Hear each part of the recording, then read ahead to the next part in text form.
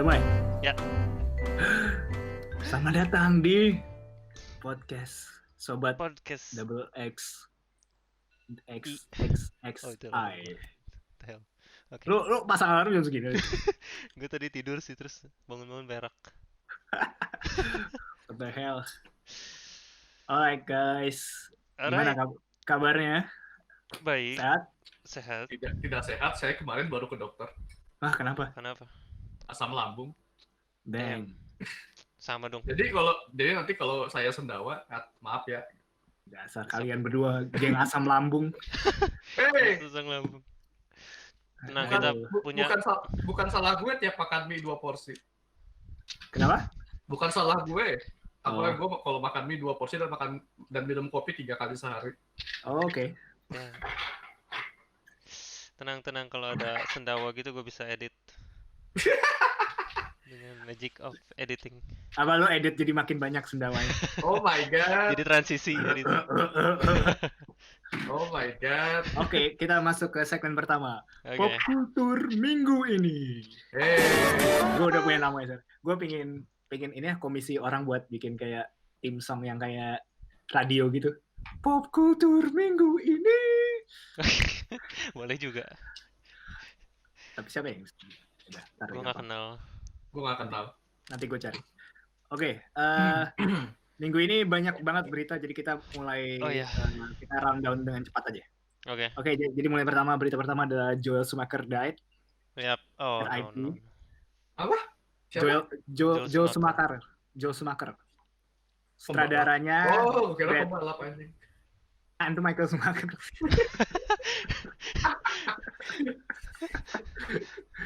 Iya, Close. Apa? Dia apa film favorit kalian? Sutradara ini apa? Gue suka banget Batman Forever. Batman, obviously ya. Obviously. Batman Forever. Yang terkenal cuma Batman ya.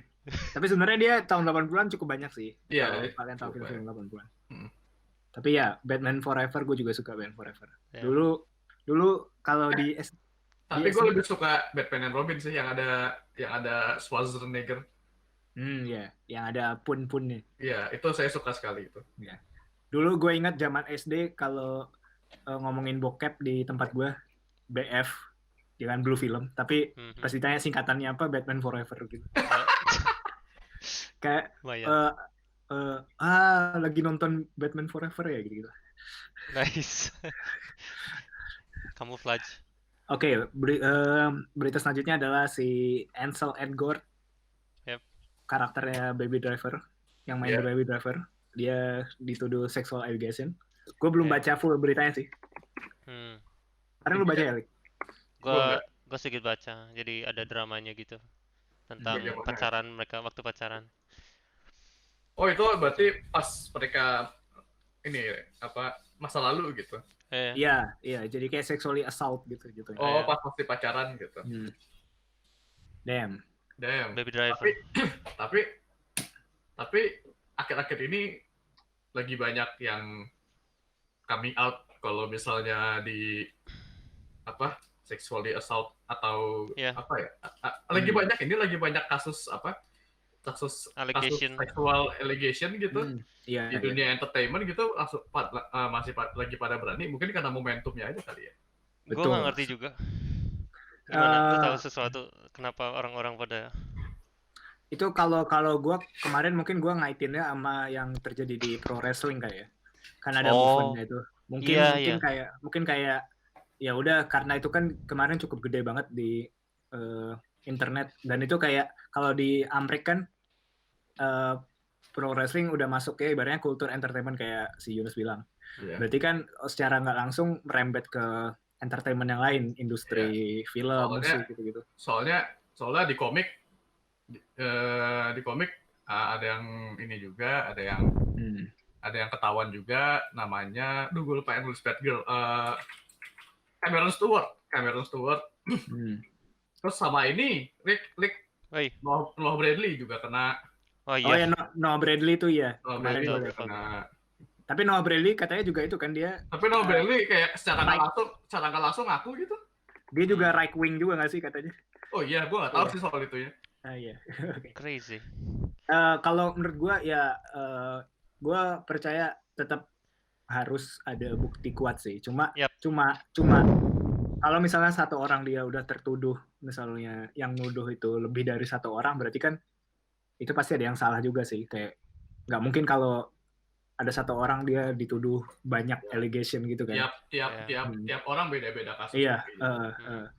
Kalau satu orang mungkin kita masih kayak harus proving point dulu karena ini kan tuduhan serius kan. Kayak karir orang bisa hancur beneran gitu. Gue juga baru tahu kemarin YouTuber favorit gue yang berhubungan dengan Nintendo yang mantan ininya Polygon, si Nick Robinson kalau kalian tahu. Itu ternyata gue tahu. Ternyata dia ada kasus sexual allegation juga. Jadi no. Anjir, kayak what the fuck, kenapa semua orang yang gue ini ternyata scumbag. Sial. Bisa gak sih kayak ya gue juga suka akun YouTube-nya juga gue suka sih, cuman ya udah. Iya. Susah juga sih. Kayak banget. Kalau kita bilang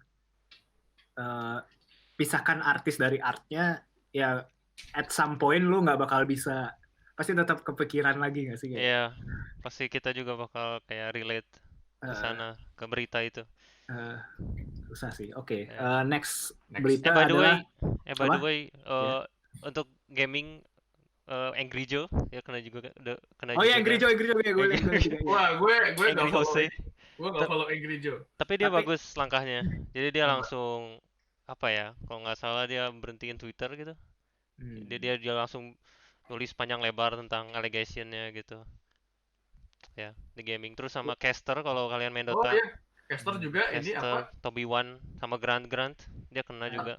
Sama ini, Lik, yang kalau lo suka nonton Twitch gak, Lik? Twitch? Gue banget, Nus. Ini apa, si ini yang jadi emotnya Blaze RNG itu.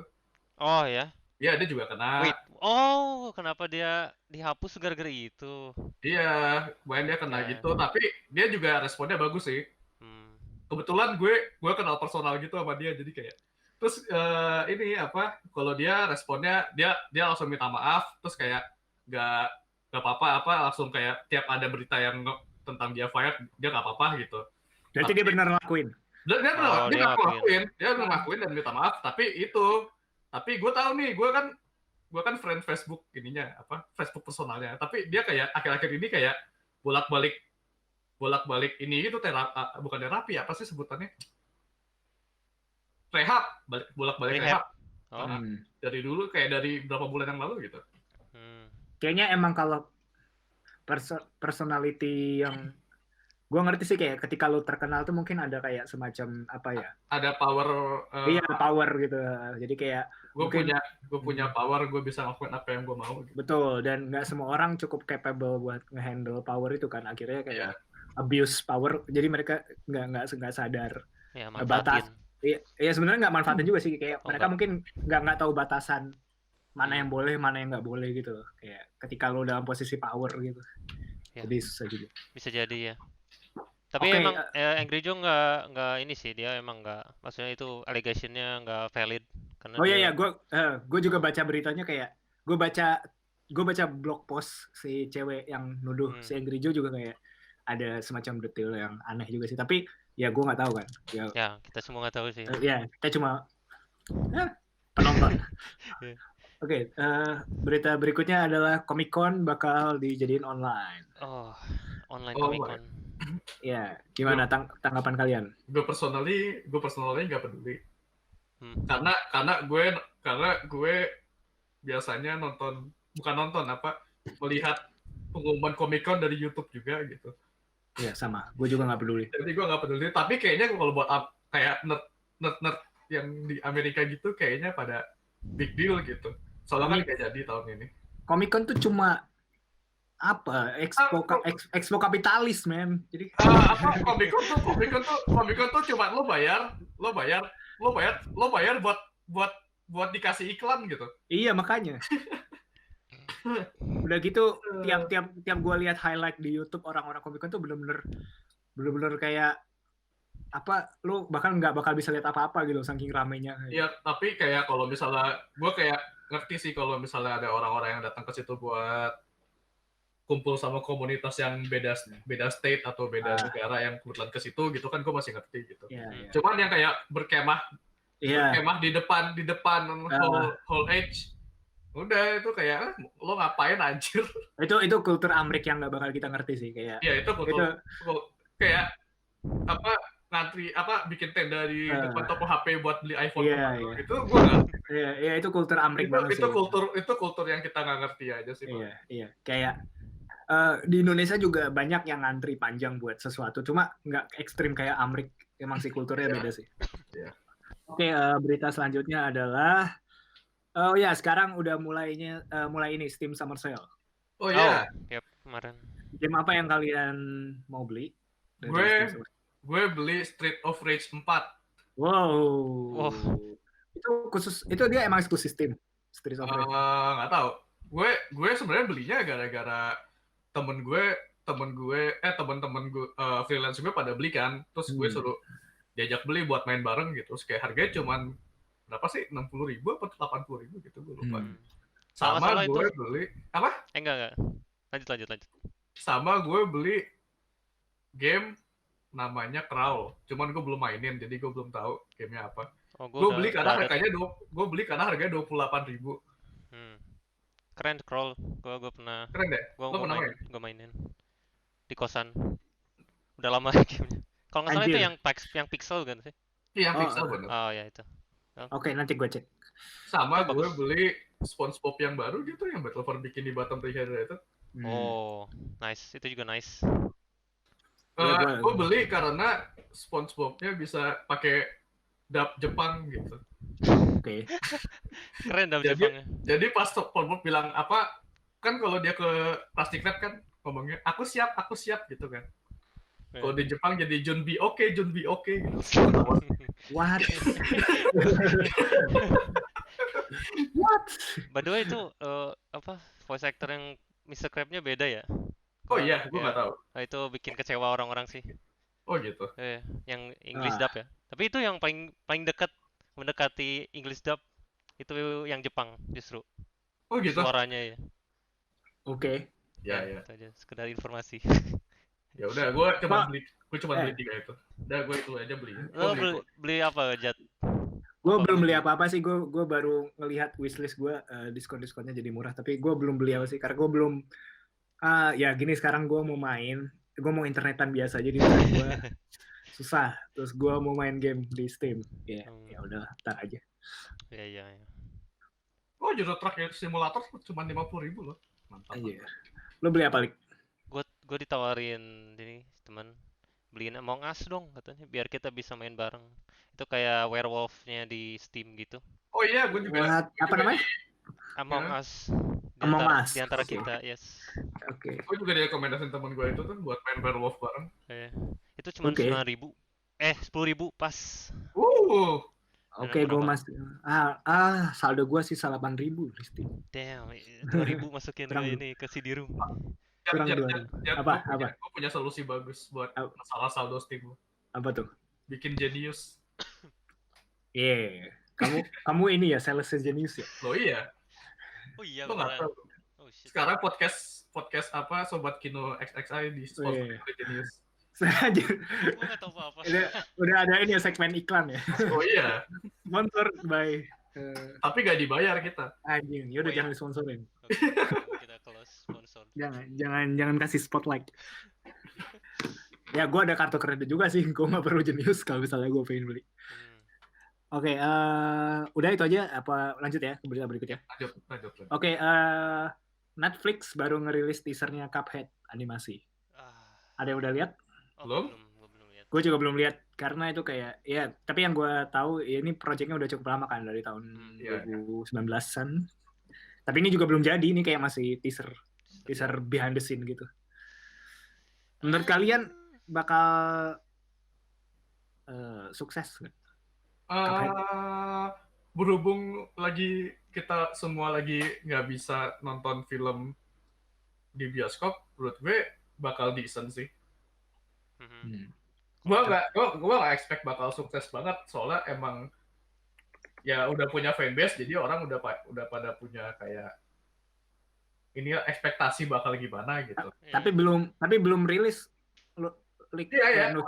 Oh, belum rilis ya berarti? Belum, dia cuma teaser doang kayak. Oh. Itu jadi kan udah dari tahun lalu udah di-announce. Iya. Dan baru kemarin itu dirilis teaser doang kayak teaser behind the scene gitu. Dan itu berarti belum jadi, belum. Oh iya.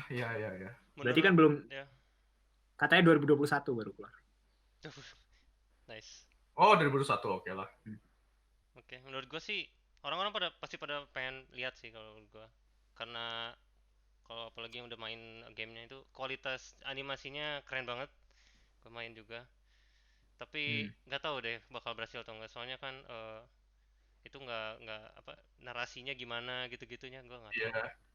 Sebenarnya apa adaptasi cerita video game ke film itu emang biasanya masalahnya di ngasih konteks dari apa yang terjadi di gamenya itu sih. Nah kalau ini kan seenggaknya mereka itu kan game yang berdasar dari animasi jadul. Nah sekarang kayak balik lagi ke roots-nya kayak full circle gitu kan. Iya. Jadinya menurut gua nggak bakal kayak yang film yang niru dari game original gitu, tapi kan dia kayak seenggaknya dia apa ada fondasinya lah untuk bisa jadi animasi yang decent gitu. Semoga aja mereka nggak berusaha buat kasih konteks ke apa yang terjadi di gamenya sih. Jadi kayak cerita Cuphead doing things aja gitu. Kayak ini ya, kayak The Witcher-nya Netflix ya. Kayak dia kalau di Netflix kan dia beneran materinya dari novelnya. Jadi dan mereka nggak mau marketingnya itu dikait-kaitin sama gamenya sama sekali. Tapi mereka sedikit licik juga kayak ngasih ngetis seolah-olah itu kayak berdasar gamenya karena mereka tahu gamenya populer. Jadi kayak mungkin bisa pakai rutenya The Witcher dan katanya sih kata orang yang nonton ya katanya lumayan bagus dan mereka suka gitu. Kalau gue sih malas nonton. Ya, tapi juga. Waktu itu sempet jadi meme juga kan lagu-lagunya yang ada di. Gue nggak ada emotional connection ke Witcher jadi gue nggak nonton. By the way gue main gamenya juga gak mau nonton gara-gara nggak ada tie-ins sama gamesnya jadi bakalan ngaco banget. Gue cuman main Gwen. Kartu kayak gamenya ya. Semua yang main The Witcher 3 juga nggak akan maksudnya ngelihat serinya jadi kayak apa sih males gitu. Semuanya berubah. Gue mikirnya yang kayak gini yang Cuphead, Netflix, Witcher gitu itu cuma kayak purpose-nya marketing doang sih kayak tujuannya supaya viral dulu. Setelah itu kayak ya udah kayak apapun kayak sekarang apapun yang dibikin Netflix sorry ya ini kayak podcast lama-lama jadi kayak weekly rant gue soalnya. Kayak setiap mereka announce sesuatu yang baru itu yang penting orang nge-share aja dulu kayak gue kayak dulu kasusnya yang Batman. Mindsetnya jadi kayak ini sih jadi kayak gue rasa jadi kayak animasi adaptasi komik yang di Jepang gitu sih. Iya kayak gue kalau ngomongin Netflixnya kasusnya kayak yang Batman yang Jepang itu waktu itu yang Netflix. Batman yang ini yang animated Batman Ninja. Iya itu kan jelek kan. Gue suka banget tapi jelek. Suka? Ya, jelek banget tapi gue suka gitu. Nah itu iya jadi kan ketika itu jadi gue mau ngomongin ketika itu di tease orang pada nge-share kan. Iya. Tapi sekarang berapa persen dari yang nge-share itu nonton kayak gue tahu ini target mereka itu orang-orang yang suka nge-share di sosial media gitu kayak di Facebook gue punya teman-teman yang hobinya emang cuma nge-share sesuatu yang kayak wow Bill and Ted dibikin lagi atau apa lah yang gitu-gitu. Itu gue lihat fotonya sedih banget sih. Ya itulah pokoknya. Tapi kalau regardless quality-nya tujuan awalnya adalah kayak marketingnya dulu. Iya. Gue juga punya temen kayak gitu. Jangan sama teman kita. Gue juga. Banyak itu nggak cuma satu orang. Itu udah jadi hive mind sendiri. Gue cuma miming. Oke, berita terakhir yang gue masukin di sini adalah lagi-lagi dari Netflix. Dia kerja sama studio Trigger buat bikin Cyberpunk anime. Oh ya itu. Ada trigger saya approve. Gua kemarin nonton Promare. Kalian udah nonton Promare? Belum. Apa? Promare ada. Promare. Katanya kalau menurut kayak Firefighter. Kalau menurut Letterboxd dia best animation 2019 gitu. Wow. Dan gue udah nonton, gue review singkat. Ini gue singkat aja 1 menit. Dia bagus animasinya, tapi saking bagusnya lu pusing nontonnya. Kayak itu style Trigger jadi iya gua Trigger apa lagi ya? Sorry, itu stylenya si ini Imaishi, sutradara utamanya Trigger. Ya oke, menurut gua kayak lu nggak perlu sequence sebagus itu kayak sepanjang film gitu, karena orang bakal tired sih. Sama kalau dari story-nya jelek sih, jelek. Gue belum nonton, jadi gue belum bisa ngomong. Ya oke, jadi ada karakter villain-nya yang nggak konsisten udah gitu. Gue kasih gitu aja. Oke, itu dari gue. Ada kalian mau nambahin? Saya mau ada yang nambahin tapi tidak penting. Apa tuh? Jadi saya akhir-akhir ini nonton virtual YouTuber ya gitu. Itu tuh nanti segmen terakhir. Oh ya udah segmen terakhir. Ini kan segmen terakhir gue mau bahas komik. Ya udah. Ya nggak apa-apa. Gak usah. Ya udah. Oke. Ada berita tambahan? Gue nggak ada. Cukup kayaknya. Oke. Ya udah. Kita maksud ke segmen review film. Teretet. Oke ya, gue mau cari sinopsisnya One Cut of the Dead, tapi One Cut of the Dead tuh populer banget di Indonesia, jadi terlalu banyak pilihan, jadi gue harus cari yang random nih. Jangan. Kalian tau gak sih dia reviewnya 100% di Rotten Tomatoes? Oh serius? Siapa? Fuck. Reviewnya 100% di Rotten. Oke. Oh ya, ini ada nih.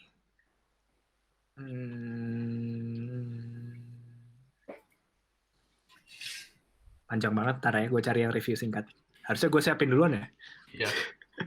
Gue kira selama ini lo siapin beneran. Siapin duluan. Enggak. Oke. Oh ini nih. Ya, ini kayaknya menarik. Gue baca satu paragraf aja. Oke. Ini dari endahasmo.com. Halo Endah. Sinopsis One Cut of the Dead. Film pendek yang dilakukan live. Oh salah, dari atas harusnya. One Cut of the Dead menyajikan sebuah cerita yang sangat tak biasa. Berawal dari kisah Takayuki Higure, dalam kurung Takayuki Hamatsu, seorang sutradara dengan budget minimalis yang mendapat tawaran untuk membuat sebuah reality show langsung spoiler gini tentang zombie yang disiarkan secara langsung dan hanya dalam satu kali take. Takayuki yang digambarkan sebagai seorang penyabar dan tak pernah sekalipun menolak permintaan para cast dalam setiap karyanya, menyatakan menerima tawaran tersebut. Ini bukan sinopsis. Ini jelasin film ya? Itu spoiler anjir. Iya. Wah, ini bukan sinopsis anjir, ini review. Ini oke, iya dah. Ya itulah intinya. Ya itu cukup. Itu cukup lah, segitu aja ya. Oke, siapa yang mau mulai? Gue deh. Oke. Jadi sebenarnya kalau misalnya gue yang disuruh nulisin sinopsis What Cut of the Dead ya. Ya. Gue cuman bakal bilang ini film zombie yang one take 30 menit gitu. Udah gitu. Terus abis itu ini background-nya jadi One Cut of the Dead ini ya sebenarnya film yang kayak yang tadi sinopsisnya ini spoiler alert ya kayak gitu, bukan film zombie tapi lebih ke si sutradara ini, si siapa nama karakternya gue lupa. Hirogashi, siapa sih? Saya gue lupa, gue baru nonton loh. Gue juga baru nonton barusan sambil makan malam. Takayuki Hamatsu bukan? Itu nama aslinya, Higurashi.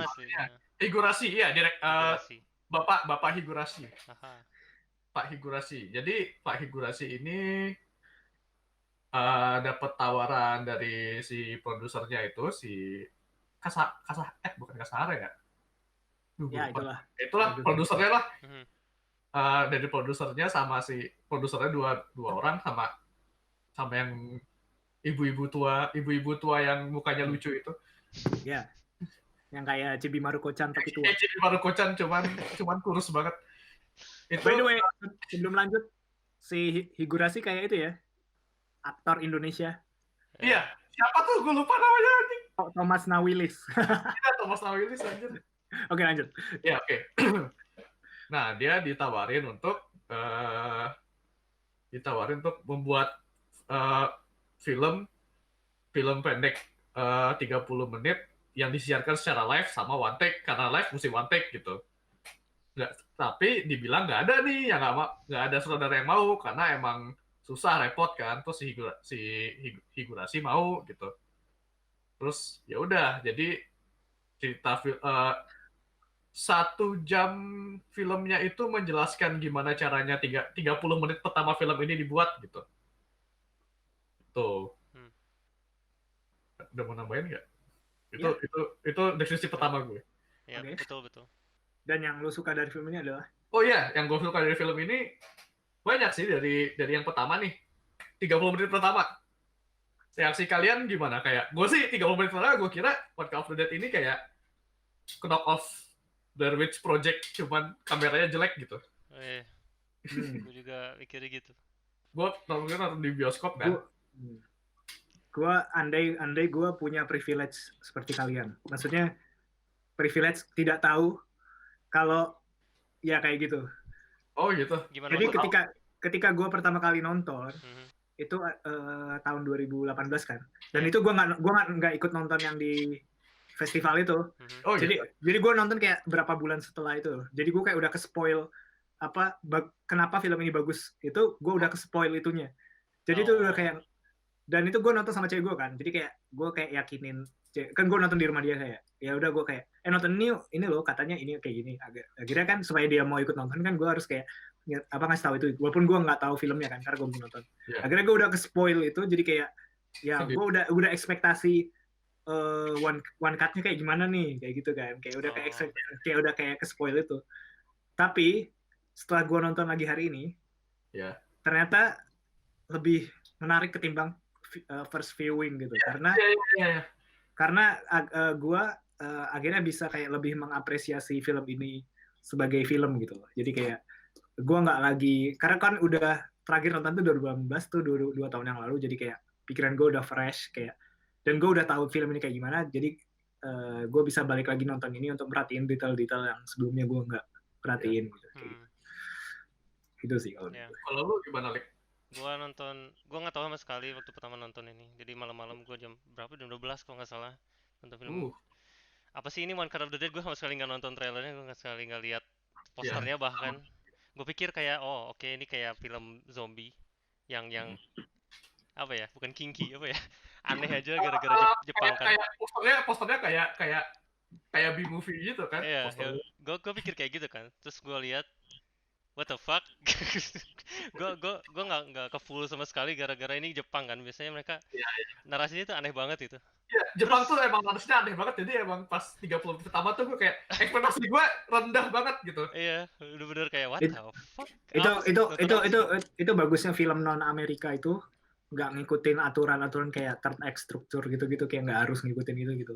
Kayak kalau lu nonton film Amerika kan kayak pasti udah kayak ketebak kan frame first act-nya ngapain, second act-nya ngapain, second act-nya konflik, third act-nya resolution-nya kayak gitu-gitu lah.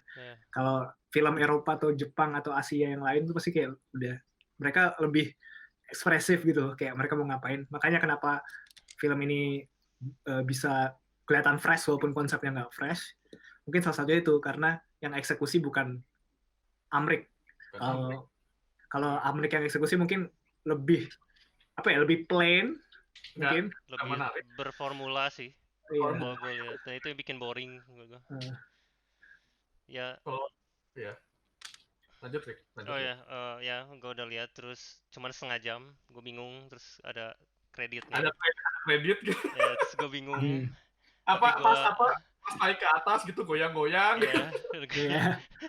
Terus ada kreditnya, gue bingung, tapi gue tungguin gitu karena yang lain juga nungguin. Jadi gue nggak nonton sendirian kan, terus kayak what the fuck, ini gue nonton apa? Terus baru muncul part 2-nya, kayak oke, ternyata begitu filmnya gitu. Anjing, kalau misalnya gue nonton di bioskop mungkin gue juga bingung ya. Karena gue nontonnya di rumah. Jadi waktu itu orangnya gue udah tahu kan kayak wah ini masih bentar nih filmnya. Kan gue ini ya udah tahu durasi filmnya bakal 1 jam 30 menit. Kelihatan durasinya. Jadi kayak ya udah kayak nggak kerasa impactnya. Jadi itu yang gue bilang kenapa gue seandainya punya privilege yang kalian punya ketika pertama kali nonton film itu kayak gitu. Apalagi gue ya waktu itu nontonnya tuh di ini, gue tuh menang undian menang undian pembukaan festival film Jepang. Kebetulan pembukaan festivalnya Land of the Dead. Waktu itu kayak ngundang ini yang wanita tua itu, yang Chibimaru Kocan.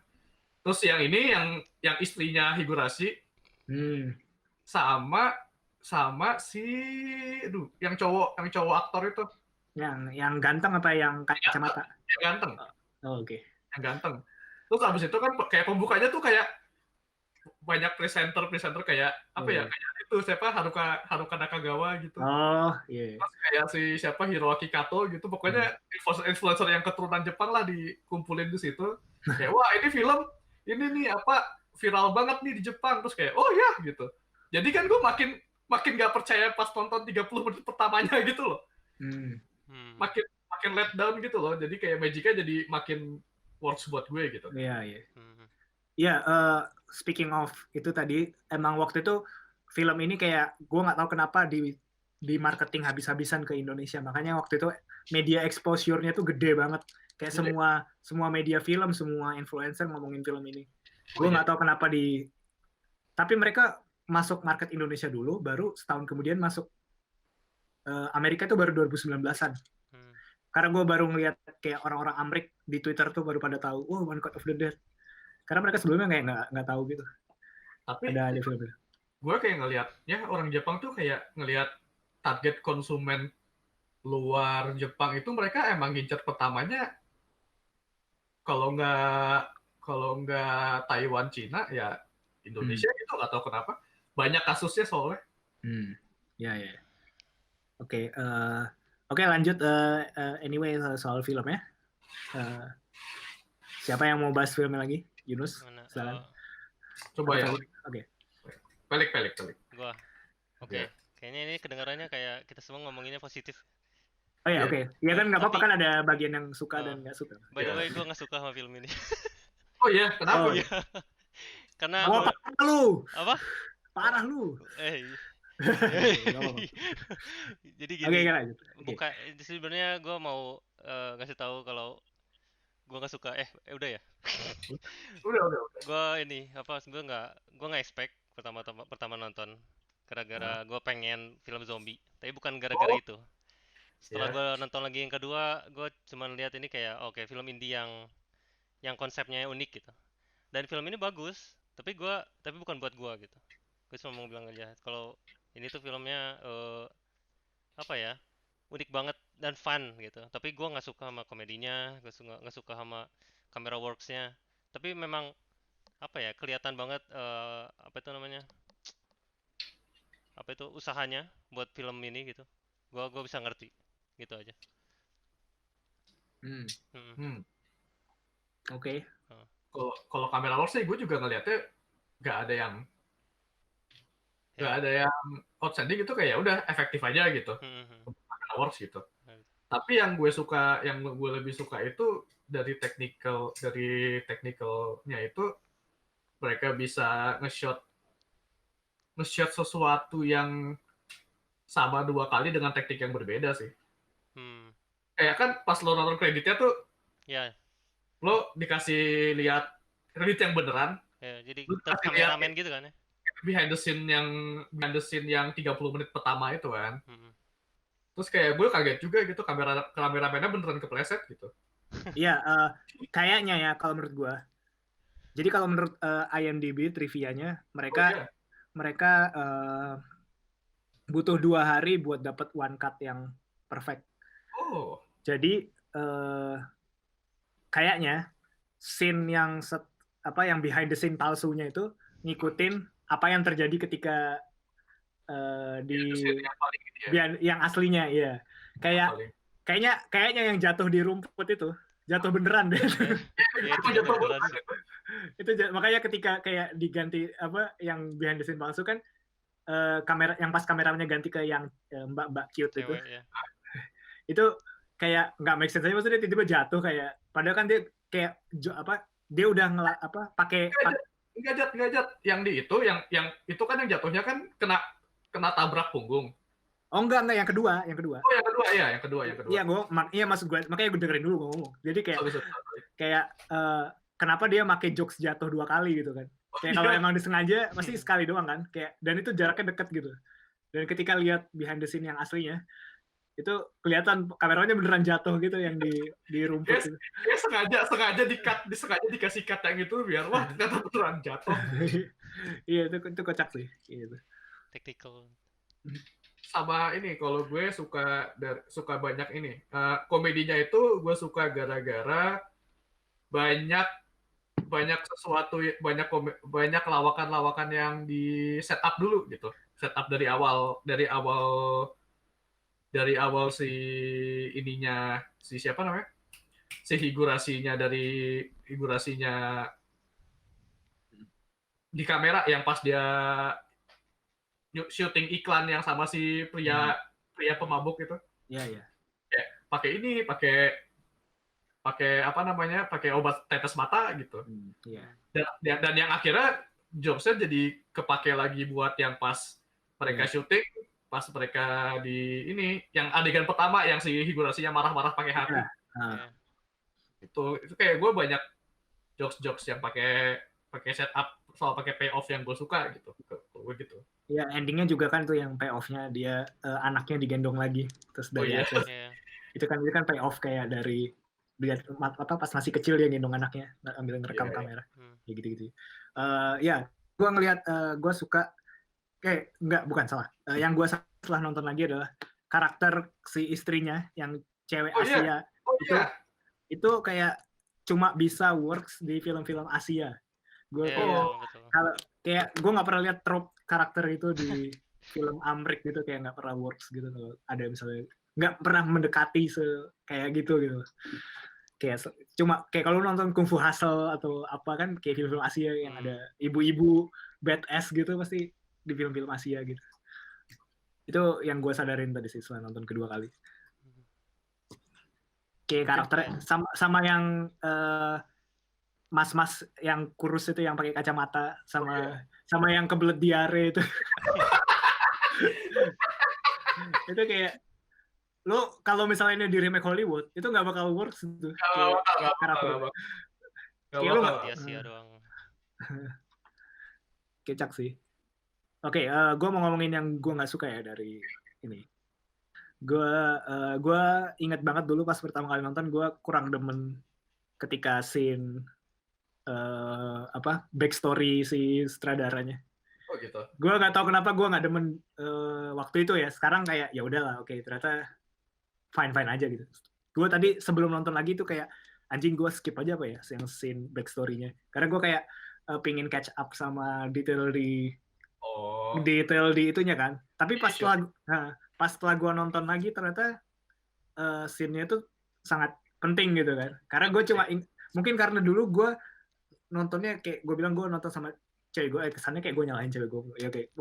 Gue nonton sama orang lain yang situasinya kayak kondisinya dia bukan yang suka film banget, jadinya kayak gue bukan cuma fokus ke film tapi gue fokus ke cewek gue menikmati apa enggak kayak gitu kan. Jadi kayak ketika pindah ke scene yang backstory itu kayak orang-orang juga yang ikut nonton waktu itu kayak udah mulai ya udah ngecek HP atau apa gitu-gitu, kayak udah mulai nggak ada yang merhatiin kan, atau di pause dulu terus break kamar mandi atau apalah gitu-gitu. Jadi kayak kurang.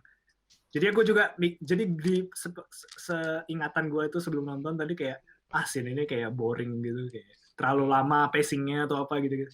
Tapi setelah gue nonton lagi tadi kayak ternyata scene ini pace-nya nggak boring, nggak lambat. Scene ini penting dan perlu untuk kayak establish karakter. Apalagi kayak establishing kenapa pas mereka syuting itu walaupun kacau si figurasinya bela-belain kelarin gitu. Karena ya ternyata motivasinya dia sebenarnya dia kan didikan di awal kan dia establish kalau dia itu kerja motonya dia itu murah, cepat, biasa-biasa aja. Iya. Hasilnya bagus. Enggak biasa-biasa aja. Kalau di ini. Oh iya.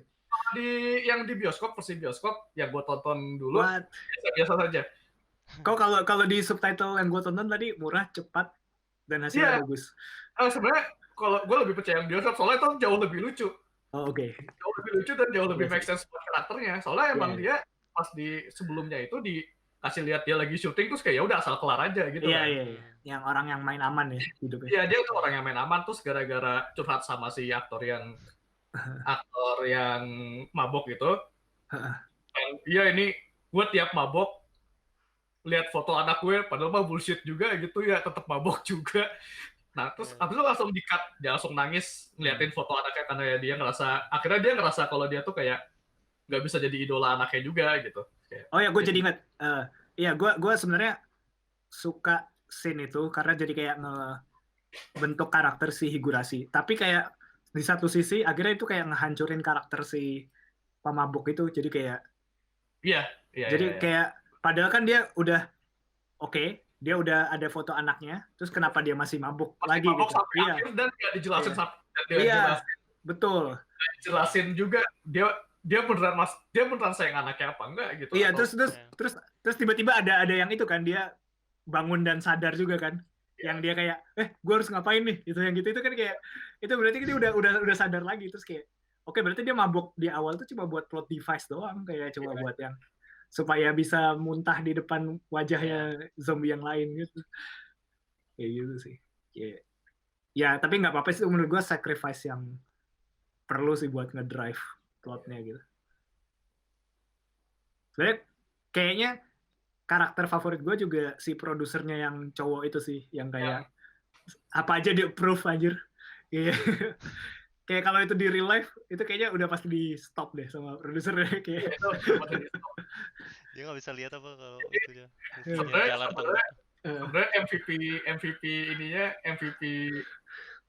MVP-nya filmnya itu anaknya si. Oh iya. Iya. Dia paling berani sih. Iya, terus krunya mau aja kayak disuruh-suruh aja. Iya, kayak krunya mau aja lagi. Digeplak toppingnya gitu. Itu goblok banget. Kayak langsung ini. Ya itu oh ya, gue juga pengen seandainya relationship dia dan anaknya di-build di backstory kan, tapi kayak berikutnya kayak agak kurang gitu. Kayak nggak tahu kenapa kayak gue ngerasa kurang. Tapi cukup nggak kurang banget, cuma ya udah gitu. Kayak gue berharap coba kayak ditingkatkan lagi kayak relationship dia dan anaknya gitu, kenapa kayak gimana gitu. Tapi ini kan filmnya like hearted ya, kayak yang emang film eksperimental, nggak tahu juga sih, eksperimental kali. Eksperimental sih gue rasa enggak sih, tapi kayak emang apa ingin membuktikan kalau dia bisa, kalau dia mau bikin kayak gini gitu, dia punya konsep film kayak gini gitu. Dia pengen buktiin kalau gue bisa bikinnya gitu. Yeah. Sama ini sih, kalau ini Loki aja sih, Loki. Kayak aktor yang cowok tuh, menurut gue aktor yang cowok yang datang itu ini apa, karakter development gitu. Lihat orang marah-marah. Iya, dia sebenarnya kayak tipe-tipe yang aktor yang brengsek. Aktor brengsek tapi serius gitu. Iya, tapi dia profesional. Kalau udah kerja, dia kerja beneran gitu, nggak yang mangkir gitu. Nggak sama ini, kalau dia ada yang kacau sedikit dia kayak nggak mau gitu. Aslinya kan dia gitu. Yeah. Akhir-akhirnya ya udahlah, lo kasih tau gue aja, apa aja bodo amat gitu. Gara-gara istrinya juga kan dimarahin, ditampar. Iya. Ditampar. Yang gue bingung kenapa ada aktor, gue kayaknya aktor yang diare itu kayak gue nggak tahu kenapa dia kan aktor figuran nggak penting kan ya. Tapi kenapa dia kayak nuntut banyak banget, minta air inilah apalah aja. Kalau dia nggak minta air, dia kena diare aja. Iya, tapi dia tuh. Gue udah email by the way, airnya harus yang pas. Iya. Kan dia tuh. Kalau di translasi yang Indo kan, tadi kan gue nonton yang Indo juga kan. Gue tahu nih kayaknya lo nonton, Jat. Ini apa? Dia bilangnya air apa? Gue lupa. Air. Iya, air hard water. Air keras kan, dia bilangnya air keras. Hard water sama soft water. Kan? Kalau di translasi yang di bioskop, dia bilangnya air mineral sama air murni. Oh iya. Kalau gue tahu. Kalau air mineral ini. Iya, gue tahu. Iya kan hard water sama soft water ya, gue tahu. Enggak, maksudnya gue lebih ngomongin karakterisasinya sih, kayak kalau di real life tuh kayak lo ibarat lo kayak lo billing cash-nya paling bawah, tapi lo act kayak lo itu top billing cash gitu loh, kayak lo asshole ke kru gitu kayak Kayak lu nggak lu cuma aktor nomor sekian aja lu. Tapi di satu sisi gue ngerti gitu kenapa dia beneran Iya, gue cuma ngomongin ini aja sih. Gue cuma nitpick aja karakternya kayak. Necessity-nya dia privilege banget gitu. Iya. Why? Ya soalnya seriusan gitu kayak gua ngelihat karakternya dia emang kalau tiap abis minum air mineral langsung diarenya parah begitu ya gua ngerti gitu loh. Kayak anjir nanti kayak what the fuck kayak terus gue sempat pikir lu ngapain jadi aktor anjir. Karena aktor kan iya kan, aktor kan dituntut ke set dan ini kayak pasti bakal portable dan ini bakal susah dapat minum atau apa gitu kayak lu harus menyesuaikan in the end kayak lu jadi aktor tuh nggak semuanya disediain gitu kayak lu pasti harus adaptasi gitu. Mungkin gara-gara dapat diare juga ganjaran. Tapi itu nitpick aja sih. Gue ngerti kok itu semua tuh kayak buat komedi jadi kayak ya udah gitu cuma nitpick aja.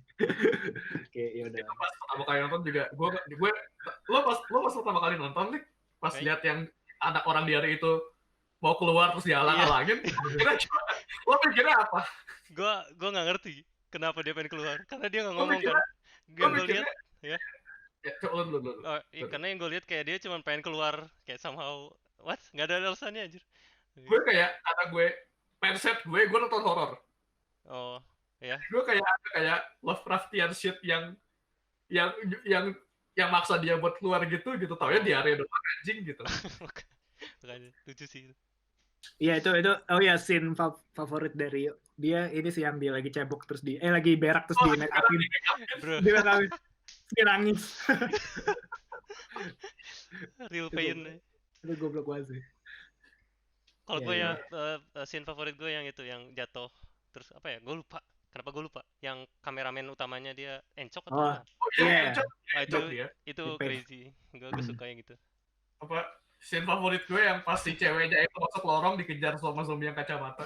Terus keluar zombie yang mabok itu joget-joget. Iya. Nah, tapi dia joget-joget itu pas dia udah sadar kan? Dia udah sober kan? Berarti dia kalau itu emang actingnya kayak gitu. Iya, berarti dia lebih bagus jadi zombie ketika mabok.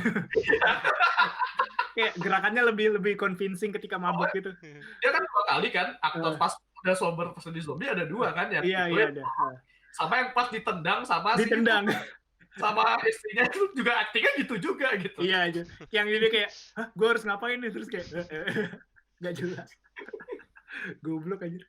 Dia kayaknya di hire cuma gara-gara temennya Higurashi doang.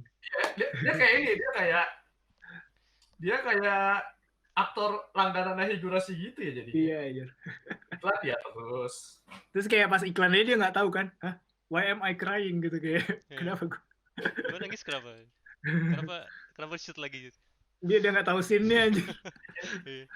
Goblok. Kenapa dia bisa jadi aktor? Karena dibikin Higurashi karena murah kali. Oke. Ada lagi yang mau ditambahin dari film ini? Gue lihat dulu karakter. Oke, ya udah gue mau ngomongin. Jadi yang kayak dibilang Yunus minggu lalu ada sequel. Sebenarnya nggak sequel juga sih, itu kayak short special. Ya, short special. Edisi Lockdown. Tapi emang dia bilangnya sequel jadi ya udah gitu. Dan ceritanya bukan horor, tentang crime. Iya. Oh, wow. Dan ceritanya cringe sih sebenarnya. Premisnya sih jadi si Higurashi disamperin lagi sama produsernya gitu. Dibilang kita kesusahan nih bikin show nih pas lagi lockdown nih, bikinin dong. Tapi syutingnya di rumah masing-masing ya gitu. Terus udah bikin deh. Jadi kayak bikinnya tuh jadi kayak gimana jelasin ya? Cerita soal kriminal yang suka gelitikin orang gitu. Gue nggak 100% nangkep, tapi iya gini gue jelasin kayak gini. Jadi itu kayak si Higurashi kayak disuruh bikin nge-pitch, dia belum disuruh bikin TV show beneran. Nge-pitch kan di endingnya ini ditolak ternyata. Terus bikin video buat pitch. Iya, jadi kayak tiap dia ngumpulin cast-nya lagi, tiap orang dikasih peran, terus disuruh bikin scene, tiap orang suruh ngerekam sendiri-sendiri terus diedit jadiin satu gitu sama si Higurashi dan anaknya. Tapi kayak dia apa ya, eksekusinya itu bukan kayak yang One Cut of the Dead, kita nungguin hasil jadinya dan ngeliat backstory-nya. Enggak sih, kayak cuma kayak orang lagi video call biasa terus kayak ngomentarin kerjaannya gitu, kayak oh acting lu yang ini kurang, ini acting kurang. Terus gue nggak tahu kenapa, mungkin ini kayak ngelanjutin dari One Cut of the Dead, si yang dapat peran banyak si yang kacamata itu yang kurus. Dia jadi kayak dia jadi kriminalnya gitu. Setelah itu ini kayaknya di Jepang waktu itu dia ini kan semua fans bisa submit gitu kan. Nih, gue kalau sutradaranya. Jadi emang waktu itu gue ngeliat temen gue nge-RT soal tweetnya dia minta ini. Minta tolong dong kirimin lo lagi ketawa-ketawa karena dikritikin gitu. Iya. Jadi bentar, Felix belum dikasih tahu. Oh ya, jadi konsepnya, jadi penjahatnya itu dia gelitikin orang. Jadi si yang kacamata itu dia kayak jadi penjahat, datangin orang kayak serial killer gitu, tapi bukan serial killer tapi serial tickler. Jadi kayak dia gelitikin orang gitu, terus dia kayak gelitikin, terus case yang lain jadi korbannya itu kayak lagi digelitikin gitu, gitu ketawa-ketawa. Akhirnya kan si produsernya nuntut, kayak lebih meyakinkan kalau orangnya ada banyak deh, ada ratusan orang gitu-gitu. Terus si Higurashi bilang, kita nggak punya budget buat nge-hire 100 orang gitu. Terus ya udah, kata anaknya, kita sebarin di sosial media aja gitu-gitu. Akhirnya, nah itu kayak yang real life-nya di-tie-in ke situ, kayak semua orang, video-video dari orang-orang kiriman itu masuk ke situ. Setelah itu endingnya ya udah, gitu. Endingnya enggak, belum.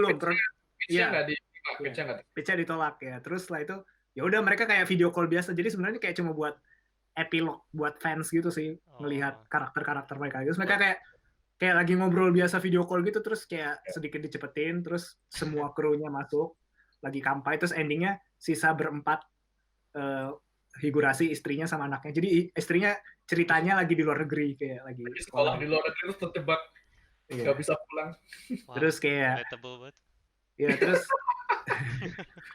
terus sama si yang mabuk. Jadi endingnya udah tinggal berempat, terus mereka kayak yang obrolan keluarga biasa lah, topik keluarga, terus ibunya lock out, terus anaknya juga pamit, terus tinggal berdua, Higurashi sama yang mabuk lagi tidur. Terus akhirnya dia lock out juga, terus yang mabuk terakhir, ya udah gitu. Terus setelah itu joget-joget, video joget-joget bareng. Joget krunya. Iya. Tapi si yang diare nggak ada ya? Iya, diare nggak ada. Gue nggak lihat dia. Why?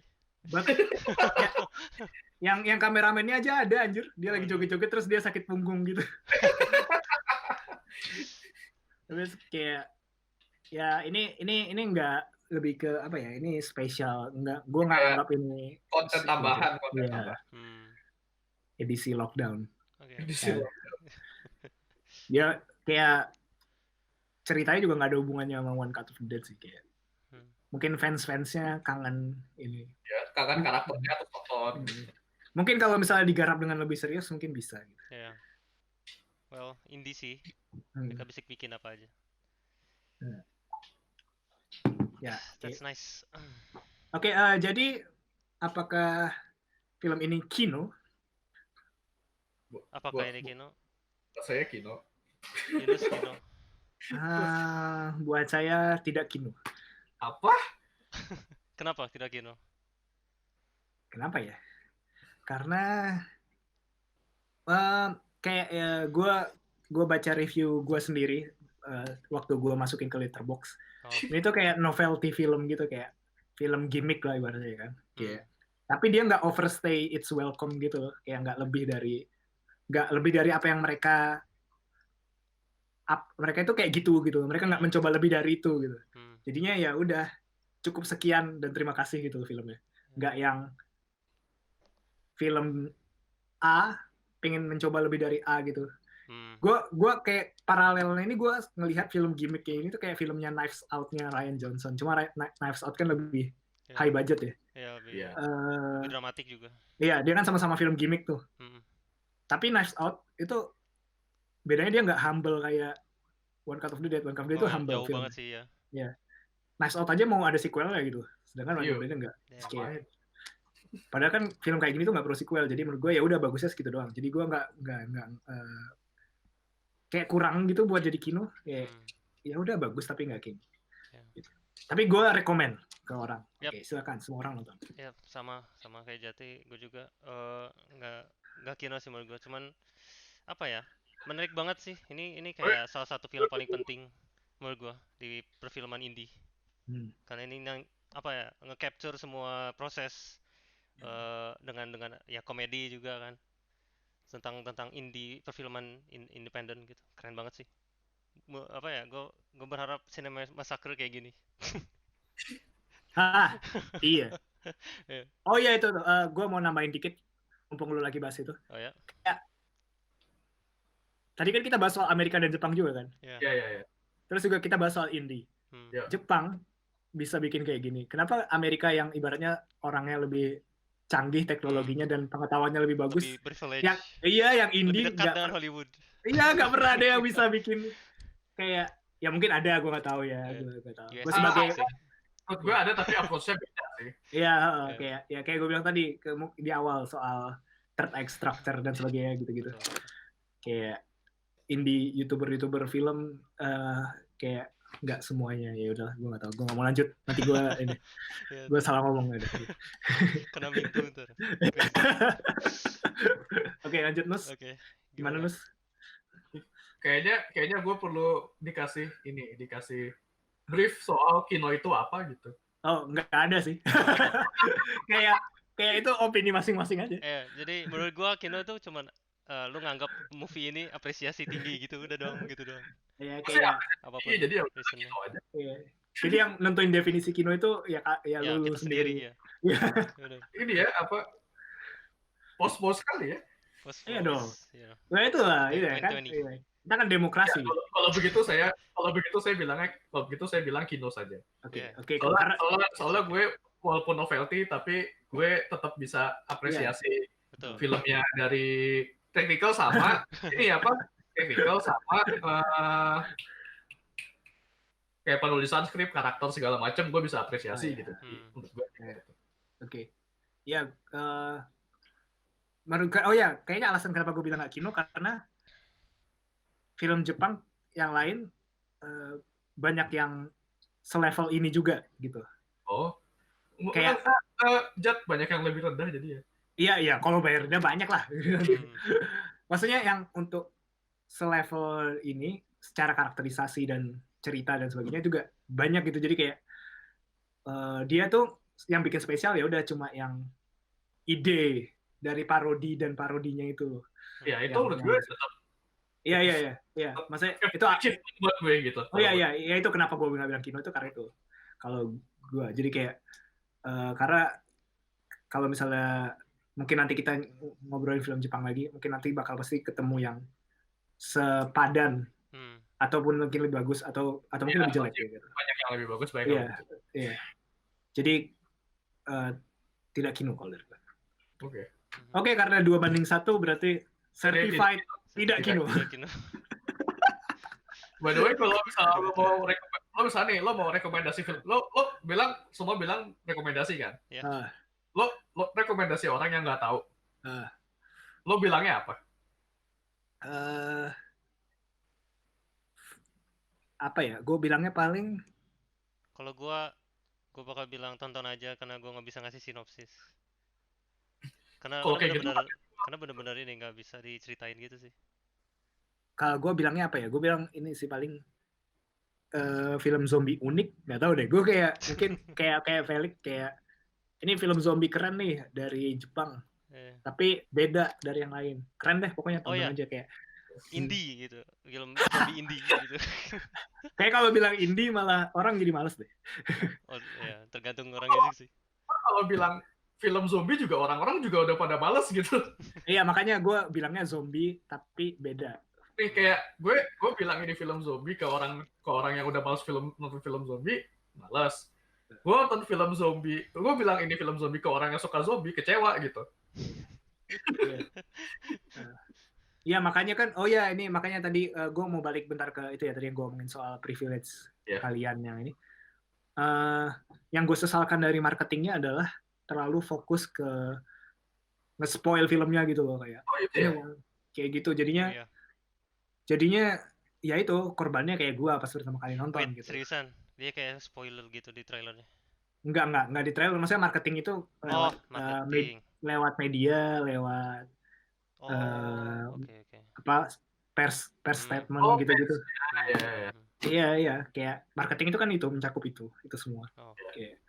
Kayak lo kan pasti promosiin ke media, lo ngomongnya apa? Kayak pasti mereka mau nggak mau nyebut ini kan buat ngejual filmnya.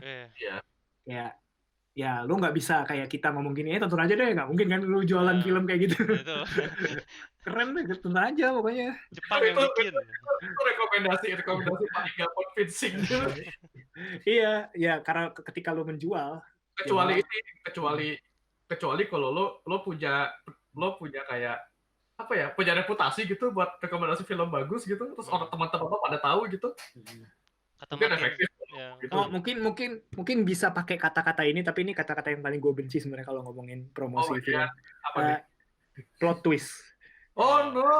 Jadi kayak itu satu solusi yang bisa buat menghindari, walaupun juga nyebelin sebenarnya. Jadi orang expect plot twist, tapi itu seenggaknya sedikit menyelamatkan esensi filmnya gitu. Kayak lu nggak tahu kalau lu mungkin expect ada plot twist, tapi ya udah seenggaknya lu nggak tahu kalau ini bakal parody of the parody gitu. Kayak gitu sih paling. Ya oke. Itu aja dari gue. Kita biasanya segmen ketiga dulu atau rekomen minggu depan? Gue lupa. Rekomen dulu aja. Oh ya oke. Oke, untuk minggu depan, berarti giliran gue ya? Tadi gue kepikiran mau rekomendasi Color Out of Space-nya Nicolas Cage yang baru. Itu film baru yang katanya bagus. Katanya bagus dan itu Lovecraftian katanya. Oh no. Tapi gue berubah pikiran. Gue ingin masuk ke ranah animasi. Utopia. Jadi, gue rekomendasi film animasi dari Korea namanya Padak. Gue udah nonton. Shit, gue belum nonton. Gue udah nonton. Filmnya dijual di Steam kalau nggak. Iya, ada di Steam. Iya, ada di Steam.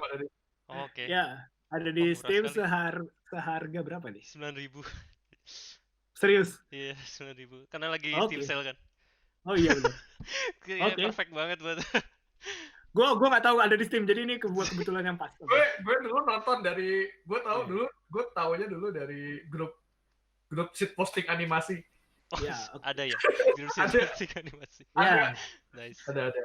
Ya, jadi gue mau nonton ngajak. Sip. Review nih. Padak. Mungkin nanti giliran gue berikutnya baru Color of the Space. Kalau gue nggak berubah pikiran lagi. Oh ya. Mungkin gue steal dulu. Ya itu salah sih. Ya udah oke, lanjut ke segmen ketiga. Apa yang kalian lakukan minggu ini? Siapa mulai duluan? Yunus dulu. Okay. Jadi gue baru baca komik. Manga? Ini manga. Ini komik Jepang sekarang.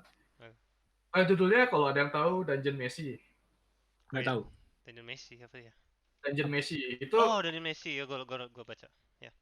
Dungeon Meshi itu ceritanya soal dia kalau lo pernah main Dungeons and Dragons, ini pokoknya partinya kayak party D&D lah, itu karakter-karakternya. Ada knight, ada elf, ada dwarf, magician segala macam gitu. Nah, pokoknya si karakter utamanya ini namanya bukunya di sebelah gue. Nah, nama karakter utamanya itu yang cowok siapa sih namanya, Rick? Gue lupa. Gue udah lama ngebaca. Laios. Namanya Laios. Jadi adiknya itu kejebak di dungeon buat terus takut ini sebelum dimakan naga mereka harus selamatin adiknya gitu. Tapi itu plotnya masih biasa kan. Nah terus pas mereka masuk dungeon ya mereka sadar kita masa udah masuk jauh terus kita mesti balik lagi buat nyari makanan gitu. Nah terus jadinya mereka, nah jadi komik ini jadi komik kuliner jadinya. Jadi mereka nemu monster nih, terus nemu monster mereka ini ada ini dia ketemu karakter yang jelasin monster ini bisa dimasak dengan cara dikukus, buat cara digoreng, terus dijadiin sup gitu-gitu. Jadi komik kuliner tapi pakai bahan-bahan dari monster-monster yang dari trop fantasi gitu. Oke. Kayak ayam goreng basilis gitu. Jadi itu sebenarnya komik masak ya? Iya, sebenarnya komik masak, cuman dikemasnya pakai tema fantasi RPG. Tuh. Judulnya di Inggrisnya Dungeon Meal. Di Inggrisnya Delicious in Dungeon. Oke. Dan gak cuma masak doang sih, gua baca actionnya juga ada. Iya, action juga. Terus lore-nya fast banget, gede banget lore-nya.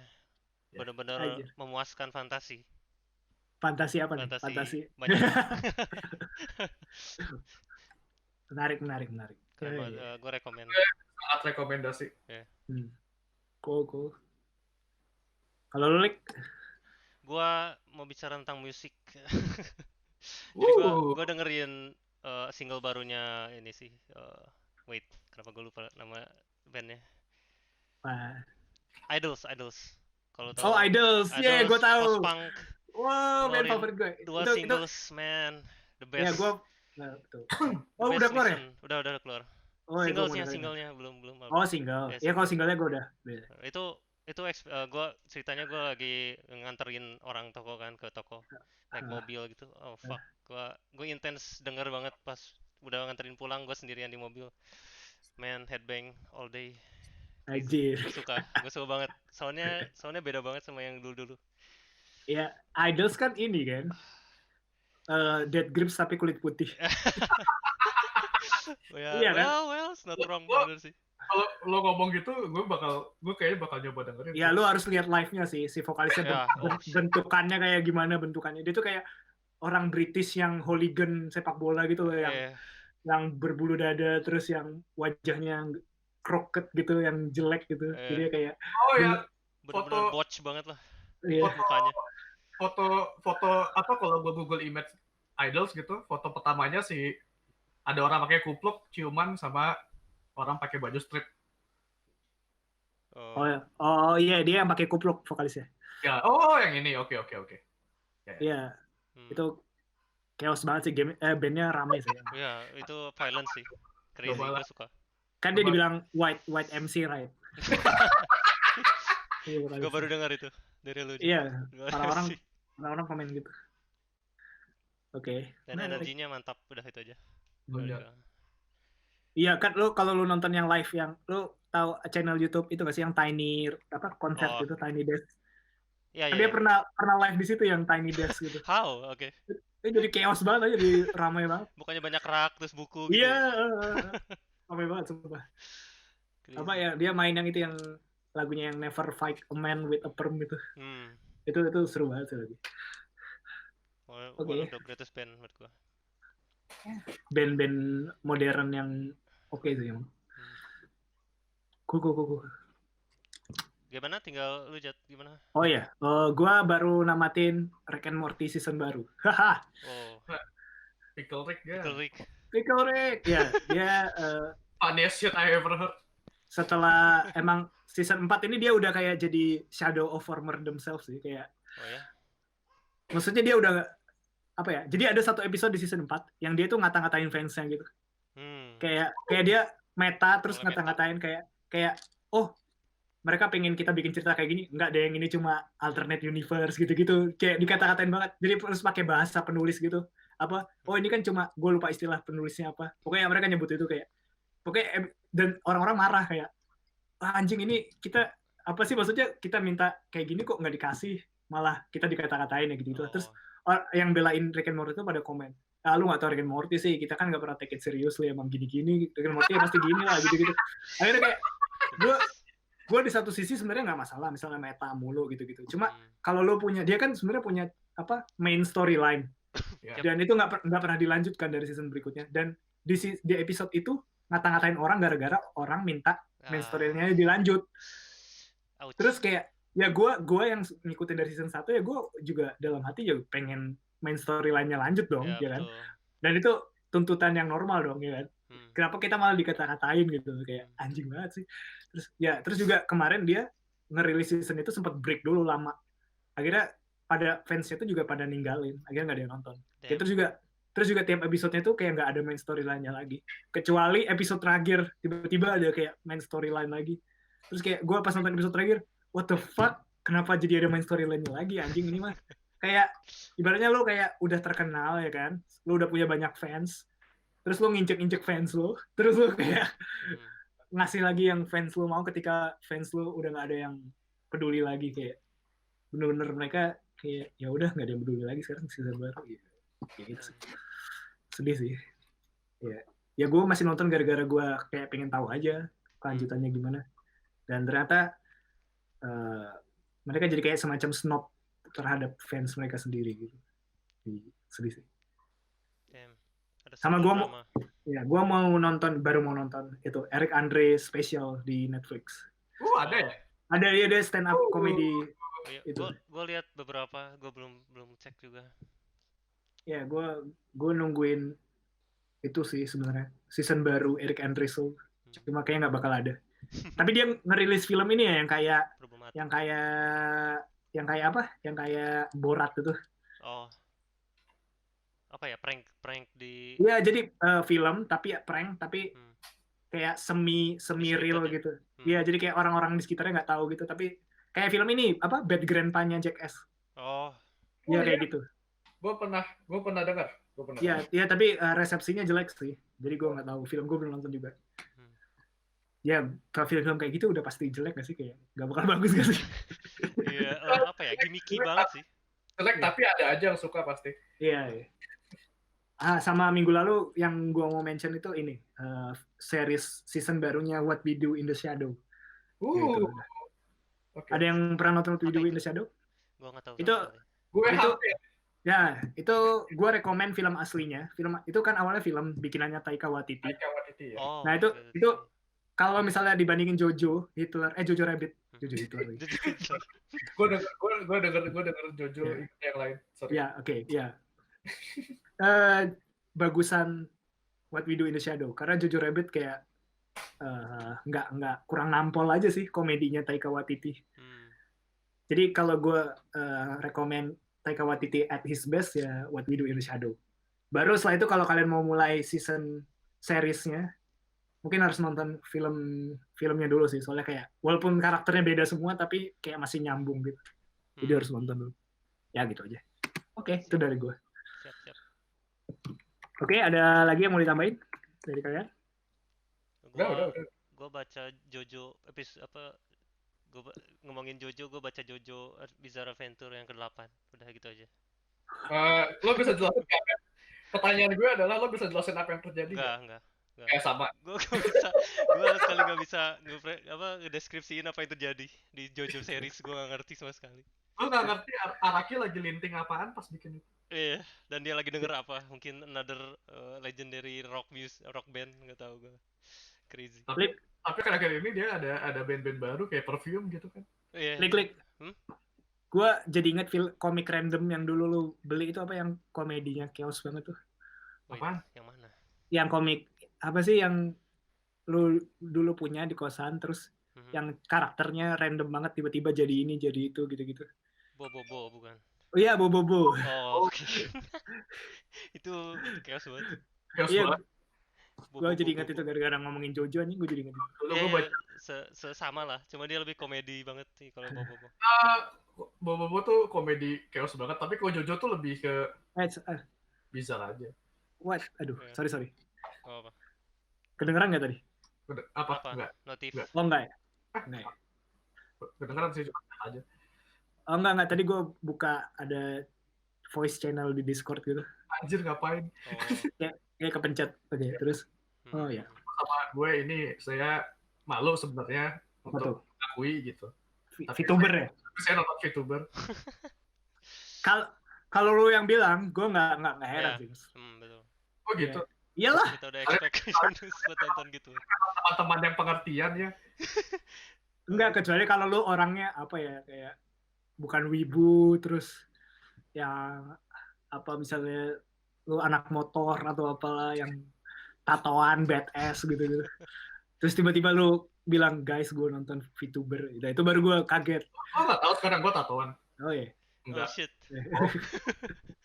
Oh. Terus apa VTuber favorit saya baru hari ini gitu, tadi apa 2 jam yang lalu dari recording gitu, baru dapat 3D gitu. Baru dapat 3D model, terus pamer-pamer tete gitu, sudah. Oke. Alright. Udah itu aja. Sambil joget-joget belakangnya Yakuza gitu, jadi ya udah. Oke. Fantasi lo ya, Gus. Dari Japanis. Juga bingung pas nonton. Baik. Very cool. Baik. Lik sebelum sign off, gue mau nanya sesuatu soal ini soal American Psycho. Oh ya. Kan itu yang meme itu kan yang meme si siapa namanya Christian Bale pakai kapak kan, Batman, yang meme yang kapak itu kan. Tapi itu fotonya dari mana? Itu bukan dari scene filmnya kan? Kayak beda angle gitu. Posternya. Enggak, yang jadi meme yang Christian Bale lagi megang kapak. Tau kan meme zaman dulu yang Christian Bale megang kapak? Itu kan dari film ini kan? Dari American Psycho kan? Iya. Tapi nggak ada di film kan yang ini? Yang pegang kapak. Iya, maksudnya kalau di film kan angle-nya dari depan, bukan dari samping kayak. Ya, ntar gue kasih coba. Yang ini bukan. Mana, gue belum buka Discord. Oh, yang dia kayak lagi nyeringis gitu. Iya. Yang ini bukan. Gue sebenarnya lupa, gue nggak bisa. Iya, gue kemarin. Gue kemarin. Iya, gue kan habis nonton waktu itu ya. Kayak terus gue ingat. Nah itu yang benar yang di-share terus. Kayak, loh, kok nggak kayak di meme? Kalau di meme kan dari samping. Kalau di film kan dari depan. Kayak beda aja. Apa namanya? Kalau di film apa sih itu? Huey Lewis and the News. Oh. Oke, ya itu aja sih yang mau gue tanyain. Siap. Oh, lu nggak. Gue nggak notice, gue mungkin nggak perhatiin. Udah lama juga gue nggak nonton. Ya, ntar lu cek aja scene-nya di YouTube ada kok full. Misteri. Ya. Ya udah, oke, itu aja dari gue. Udah nggak ada lagi yang mau ditambahin? Oke, sampai jumpa lagi di episode berikutnya. Bye. Bye semua. Bye.